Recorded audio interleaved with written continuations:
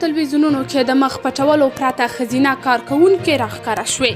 په افغانستان کې د یو شمېر خصوصي تلویزیونونو ښځینه چلوونکې نن بې له دې چې مخونه یې پټ وي د تلویزیون په پرده راښکاره شوې. په افغانستان کې د خصوصي تلویزیونونو ښځینه چلوونکې د طالبانو د امر بالمعروف او نهي عن المنکر وزارت د امر پر خلاف نن بې له دې چې مخونه یې پټ وي د تلویزیونونو په پرده راښکاره شوې. دا په داسې حال کې ده چې د تېرې پنجشنبې په ورځ د خصوصي تلویزیونونو ښځینه ویاندویانو او د خپرونو چلوونکو د طالبانو د امر بالمعروف او نهي عن المنکر وزارت په امر خپلې څېرې په ماسک پټې او د تلویزیونونو پر پرده راښکاره شوې.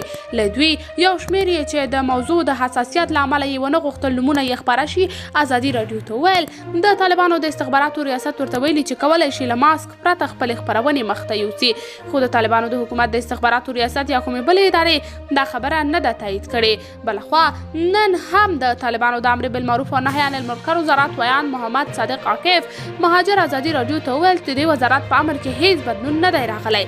د په خبره دوی تر رسنیو مسؤلانو سره یې اړیکې نیولې او ورته یې ویلي چې د دې وزارت امر باید ومنل شي. هغه زیاته کړه دا فرمان په خپل ځای دی، هماغه پخوانی فرمان دی، دا چې کومه خبره رسنیو ته چا نه ده کړې چې موږ رسنیو سره اړیکه ونیوله او دا خبره مو ورته وکړه. وروسته له هغې چې طالبان پر افغانستان بیا واکمن شوي پر ښځو یې ډول ډول محدودیتونه وضع کړي دي.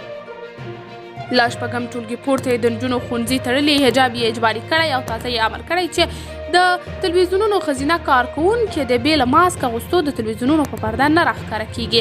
د نجونو او ښځو پر وړاندې د طالبانو دا ډول سخت دریځه کړنې په کور دننه او بهر له سختو او توندو غبرګونونو او نیوکو سره مخ شوي دي. قدرمنو لیدونکو، تاسو د دې موضوع په هکله څه نظر لرئ؟ په دې اړوند خپل نظریات له موږ سره په کمنټ کې شریک، ویډیو لایک او چینل هم در سره سبسکرایب کړئ.